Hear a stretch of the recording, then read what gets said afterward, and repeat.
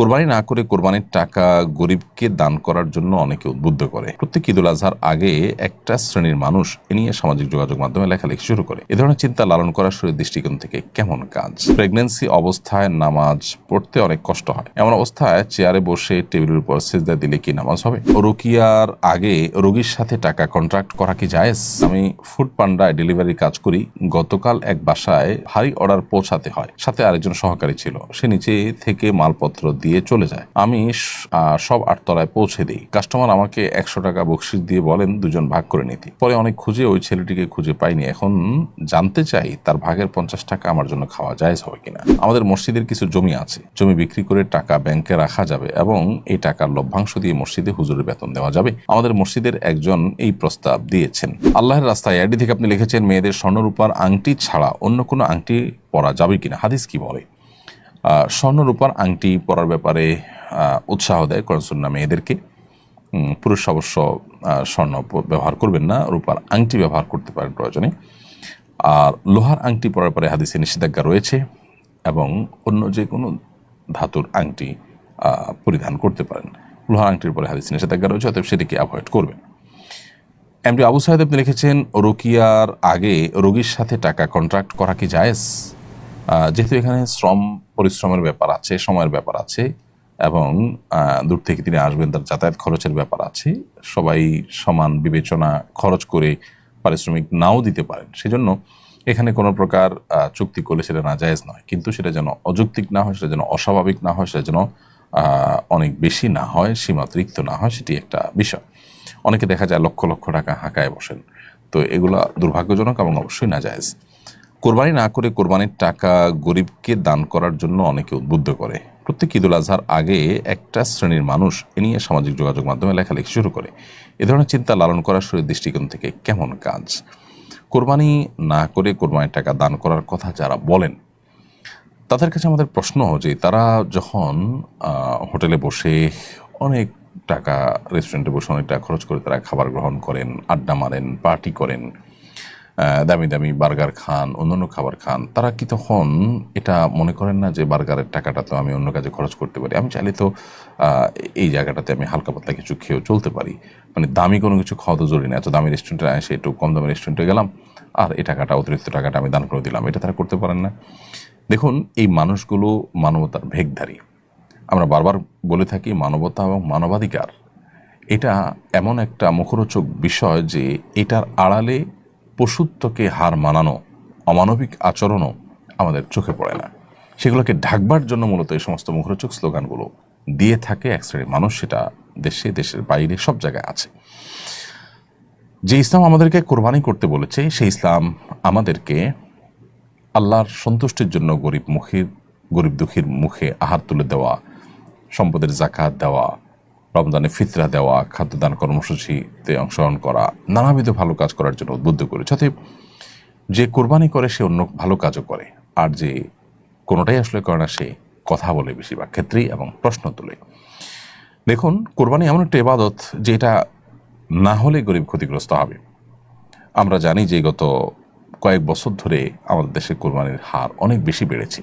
2022 সালে কোরবানি হয়েছে প্রায় 90,000-এর বেশি গরু। 2023 সালে কোটির ঘরে পৌঁছেছে, 24 সালে 1 কোটি কয়েক হাজারে পৌঁছেছে, কয়েক হাজারে পৌঁছেছে। আর গত বছর 1 কোটি কয়েক লাখে পৌঁছেছে এবং প্রতি বছরই প্রায় 1 কোটি গরুর মতো আমাদের দেশে অলমোস্ট কোরবানি হয়ে থাকে।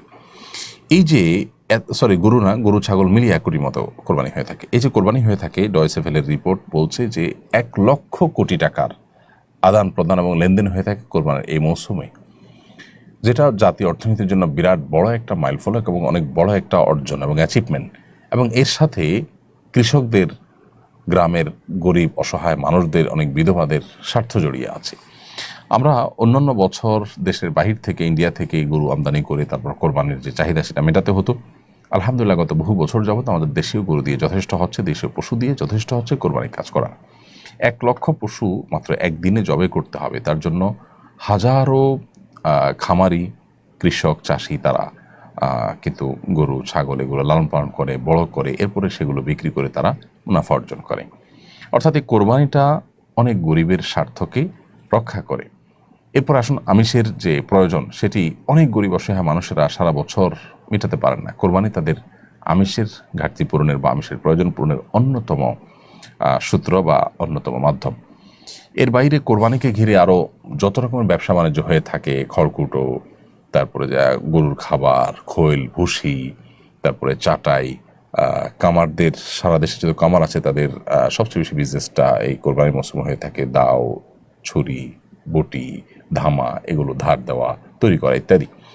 এরপরে কাঠের গুঁড়ি তৈরি করে সেটাতে গোশত বানানো, কসাইদের ইনকাম, বহুবিধ শ্রেণীর মানুষ, এমনকি আজকাল তরুণরা অনেকে বিভিন্ন এলাকাতে ছোট ছোট গরুর বিক্রি করার অনলাইন প্ল্যাটফর্ম, অফলাইন প্ল্যাটফর্ম বিভিন্নভাবে তারা তৈরি করে তারা বিজনেস করছে এবং তারাও উদ্যোক্তা হয়ে উঠছে।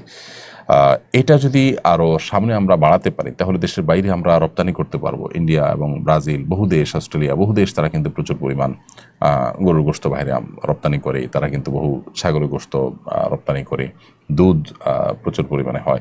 আমরা কোরবানি যে আপনার যেভাবে অগ্রসর হচ্ছে 2022, 23, 24, 3 বছরের হিসাব যদি আমরা বেশ করে দেখি যে 90,000 বা 90,000 প্লাস, সেখান থেকে 1 কোটি, 1 কোটি কয়েক হাজার, 1 কোটি কয়েক লাখ, যেভাবে আমরা বাড়তে যাচ্ছে কোরবানির পরিমাণ এবং পুরো চাহিদাটা দেশেই আপনার পূরণ করার ব্যবস্থা হচ্ছে এবং উৎপাদন হচ্ছে, তাতে ইনশাআল্লাহ এই কোরবানি জাতীয় অর্থনীতিতে অনেক বড় ধরনের ভূমিকা ইতিমধ্যে যেটি রাখছে সেটা আরও অনেক বড় আকার ধারণ করবে ইনশাআল্লাহ তাআলা। আর যারা ইসলাম এবং মুসলমানদের ব্যাপারে যাদের অ্যালার্জি আছে তারা অনবরত সমালোচনা করেই যাবে, যারা জাতীয় অর্থনীতিতে তেমন কোনো অবদান হয়তো রাখার সুযোগই পায়নি। এমনি আলী হাসান আপনি লিখেছেন, আমি ফুড পান্ডায় ডেলিভারি কাজ করি। গতকাল এক বাসায় ভারী অর্ডার পৌঁছাতে হয়, সাথে আরেকজন সহকারী ছিল। সে নিচে থেকে মালপত্র দিয়ে চলে যায়, আমি সব 8 তলায় পৌঁছে দিই। কাস্টমার আমাকে 100 টাকা বকশিশ দিয়ে বলেন দুজন ভাগ করে নিতে। পরে অনেক খুঁজে ওই ছেলেটিকে খুঁজে পাইনি। এখন জানতে চাই তার ভাগের 50 টাকা আমার জন্য খাওয়া জায়েজ হবে কিনা।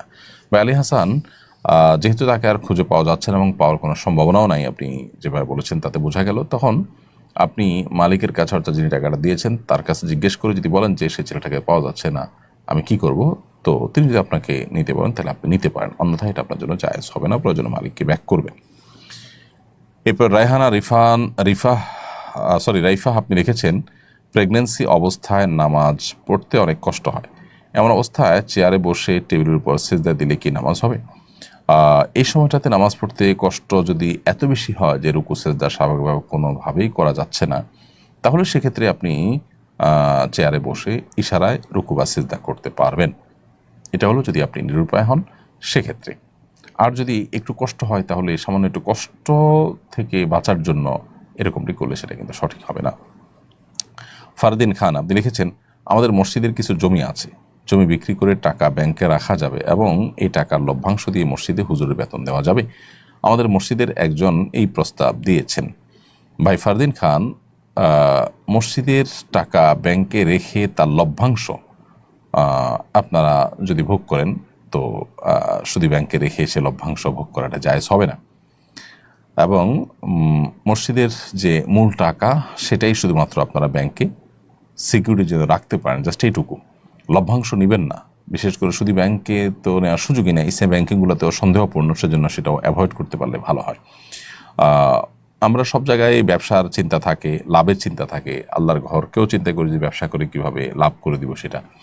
তো এটা তো লিগ্যাল বা শরিয়া সিদ্ধ উপায় হলে তো অবশ্যই একটা লেভেল পর্যন্ত গ্রহণযোগ্য, বাট এরকমটি অর্থাৎ ব্যাংকে রেখে সেটার লভ্যাংশ নেওয়া জায়েজ নয়।